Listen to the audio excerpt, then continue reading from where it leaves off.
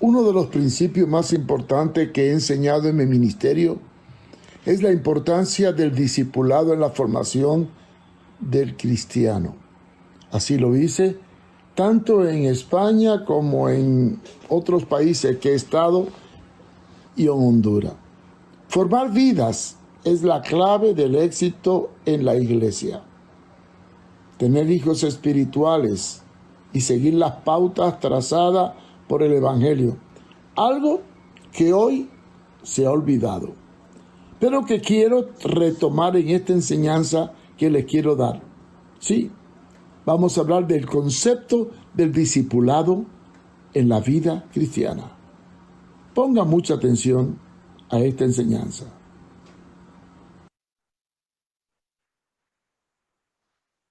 Vamos a hablar en el tema de hoy, conceptos del discipulado.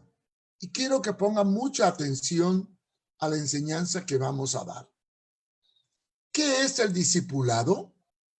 Viene del término griego matates, o sea, se refiere a cualquier estudiante o aprendiz o partidario que sigue a un maestro.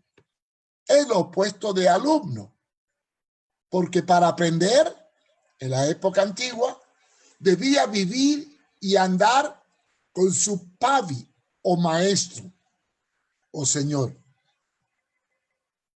¿Cuál es la diferencia entre alumno y discípulo? El alumno aprende, pero después hace lo que quiere. El discípulo no solo aprende, sino que debe vivir lo que aprendió, siguiendo el ejemplo del maestro. Y es una palabra de origen griega. Jesús formó discípulos. No vino a darle una cátedra de teología ni del Talmud, sino vino para formarlos. Los tuvo con él 24 horas, 365 días, por 3 años, día y noche. ¿Y para qué? Para definir su reino. Segundo, para forjarle un carácter. Tercero, para enseñarle a seguir su ejemplo, su modelo, su conducta. Y cuarto, para convertir la letra en vida. O sea, dejar la práctica de los fariseos y saduceos de ortodoxia para convertirla en ortopraxis, o sea, en acción. ¿Cuáles son los principios básicos de un discipulado? Bueno, hay 5 principios básicos. Primero, seguir al maestro. Segundo, aprender a obedecerle en sus enseñanzas. Tercero, estar dispuesto a ser siervo. Cuarto, aceptar las condiciones del reino. Y quinto, proclamar su palabra, o sea, proclamar esas condiciones o eso que aprendió. Es por eso que la primera condición del discípulo es ser obediente. Jesús dijo, vosotros sois mis amigos si hacéis, note la palabra si hacéis, no si sabéis, si hacéis lo que yo os mando, Juan 15, 14. ¿Cuáles son los requisitos para ser un discípulo de Jesús? Claro. El primer requisito es haber nacido de nuevo. Respondió Jesús y le dijo a Nicodemo, de cierto te digo que el que no naciere del agua y del espíritu no puede entrar en el reino de Dios. Lo que es nacido de la carne, carne es, y lo que es nacido del espíritu, espíritu es. Y en Efesios, el apóstol Pablo nos habla en el 4:23 la importancia de estar dispuesto a renovarnos, cambiarnos.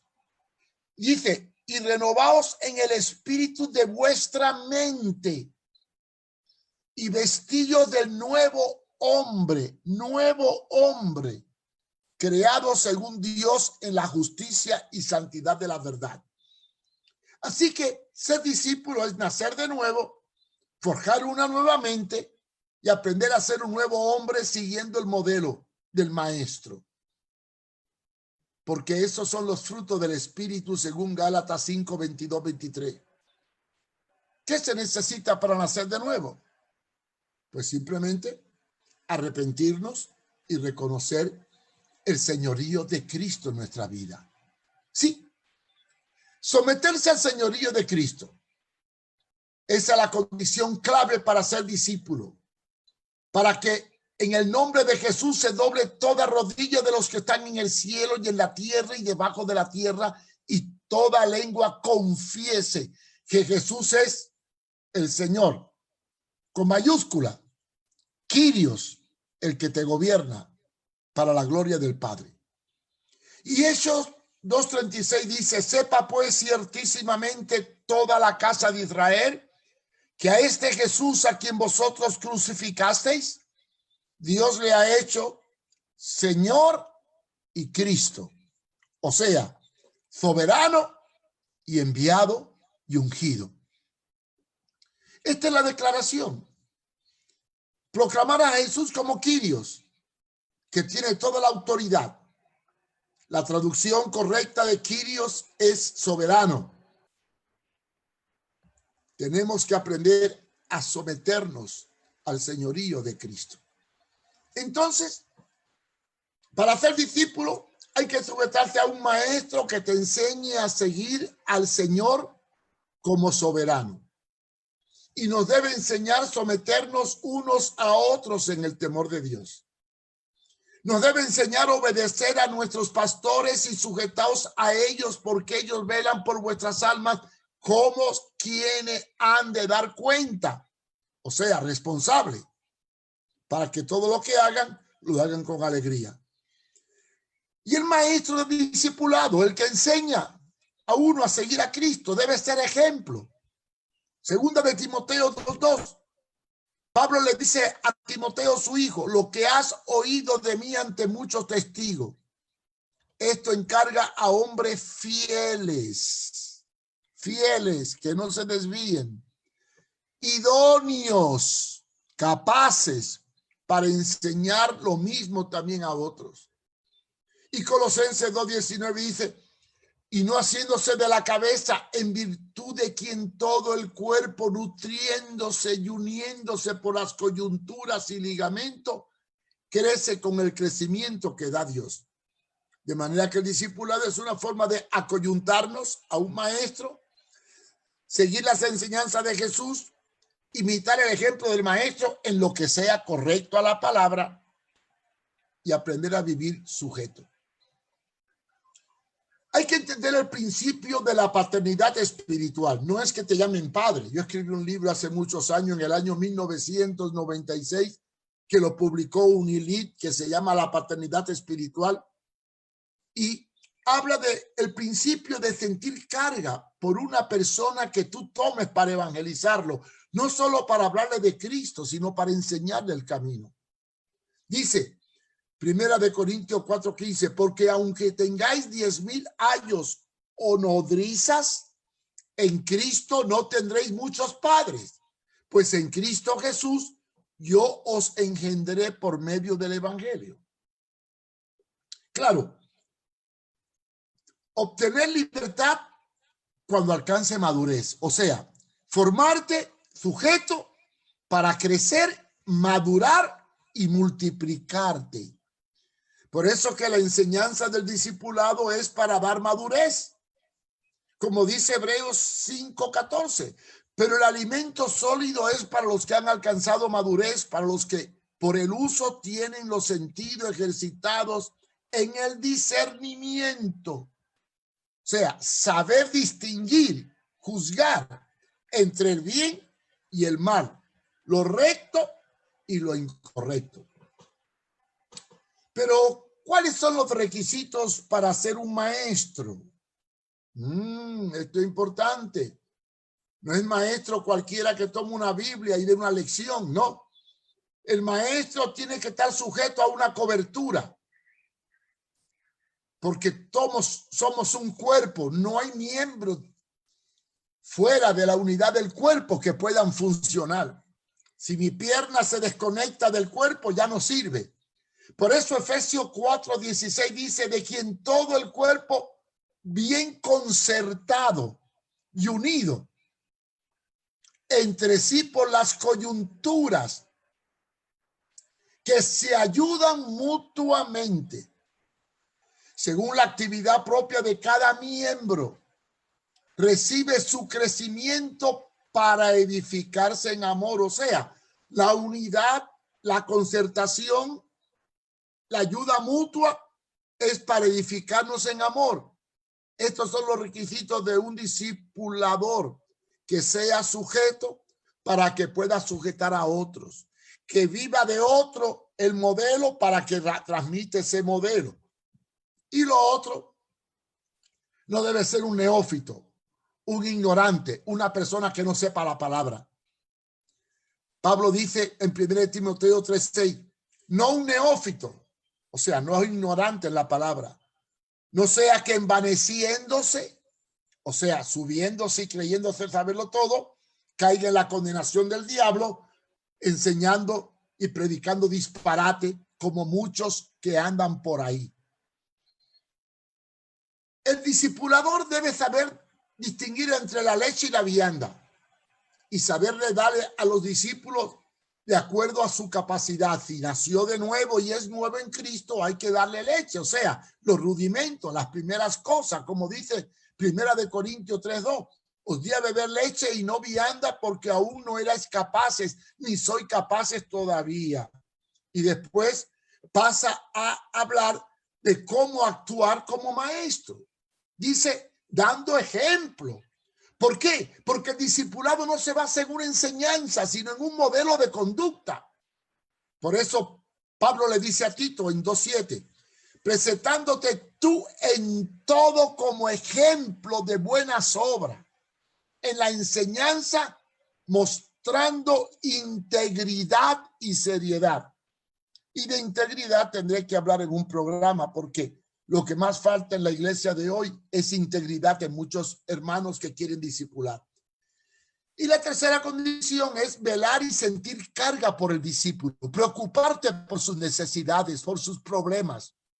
Segunda de Corintios 11:28 dice, y además de otras cosas, lo que sobre mí se agolpa cada día, la preocupación por todas las iglesias. El que ama, sufre. El que sufre, siente. El discipulado pone un sentir, una preocupación, una carga por aquellos que Dios ha puesto en tu camino. Y además, el discipulador tiene que estar dispuesto a compartir las necesidades que tenga su discípulo y ayudarlo en todo, no solamente en la palabra, sino en sus situaciones difíciles, emocionales o incluso económicas. Dice 1 de Juan 3:17, pero el que viene de este mundo y ve a su hermano tener necesidad y cierra contra él su corazón, ¿cómo mora el amor de Dios en él? Si tengo un discípulo y no tiene que comer, tengo que compartir mi comida con él. Principio bíblico de la palabra. Ayudar a mi discípulo en sus necesidades, como un padre ayuda a su hijo cuando tiene necesidad. Y el otro aspecto, y escribí un libro sobre eso hace tiempo que se llama El abuso de autoridad, es no tomar el discipulado como hegemonía o autoritarismo y abusar de la autoridad para tener sojuzgado al discípulo y no permitirle tomar decisiones propias cuando madure. 1 de Pedro 5:3 dice, no como teniendo señorío, como que sintiéndome dueño de las personas, sobre los que están vuestro cuidado, sino siendo ejemplo de la grey. Principios que regulan la relación en un discipulado. El primer principio es que el que discipula ame a sus discípulos. 1 de Juan 4:20. Si alguno dice yo amo a Dios y aborrece a su hermano, es mentiroso. Pues el que no ama a su hermano a quien ha visto, ¿cómo puede amar a Dios a quien no ha visto? El amor es la primera condición de un maestro para el discípulo y de un discípulo para el maestro. Lo segundo, que tenga una vida y un hogar en orden, porque ¿qué ejemplo le puedo dar a un discípulo de orden cuando soy un desordenado? Primera de Timoteo 3:4 le exige a los que tienen ministerio y a todos que gobiernen bien su casa, que tengan a sus hijos en sujeción con toda honestidad. Y la tercera condición que regula la relación es que el discípulo esté dispuesto al sacrificio. Una palabra que nos gusta. Gálatas 4:19. Hijitos míos, por quienes vuelvo a sufrir dolores de parto hasta que Cristo sea formado en vosotros. Pablo habla de dolores de parto, de un sacrificio. ¿Por qué? Por formar a sus discípulos a la imagen de Jesucristo. El discipulado tiene etapa, sí. Todas las cosas tienen etapa porque la iglesia es un cuerpo y el cuerpo crece y al crecer evoluciona. El discipulado es evolutivo. Sigue las pautas naturales porque es un cuerpo. Primero, nacemos. Segundo, crecemos. Tercero, nos multiplicamos. Y cuarto, pues, partimos con el Señor. Y hay tres etapas en este proceso. La etapa de la niñez, cuando se toma leche. La etapa de la madurez, cuando se toma vianda. Y la etapa de la adultez, cuando se toma alimento sólido. Por eso dice Primera de Pedro 2:2, desead como niños recién nacidos la leche espiritual no adulterada, para que por ella crezcáis para salvación. Y Primera de Corintios 12:12 habla de que somos un cuerpo y miembros sujetos los unos a los otros. De manera que la iglesia, al ser un cuerpo, evoluciona y crece, y los discípulos evolucionan y crecen. Pero yo pregunto, y ya para terminar, ¿funciona en la actualidad el discipulado bíblico? Bueno, este será un tema que debemos enfocar en otro estudio que haré próximamente. Quizás la próxima lección será esta. No puedo negar que hay factores sociales, eclesiales y estructurales que no hacen posible un discipulado bíblico 100% como lo enseña el libro de los Hechos. Pero hay una realidad. No podemos tener una buena calidad si no hay un buen discipulado. Y la calidad de muchos cristianos en su vida es baja, porque no podemos satisfacer las demandas. Así que seguiremos hablando de este tema en el próximo, pero por nada estéis afanosos si no sean conocidas vuestras peticiones delante de Dios con toda oración y súplica. Oremos por los discípulos, oremos por la paz, oremos para que Dios tome control de nuestras vidas y podamos convertirnos en instrumentos en las manos del Señor.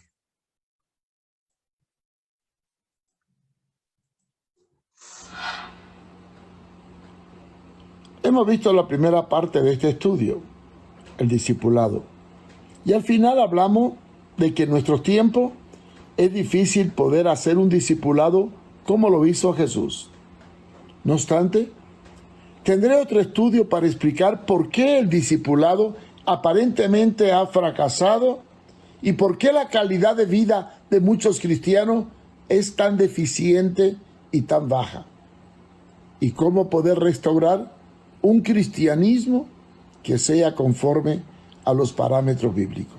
Pero esto seguirá en otro estudio.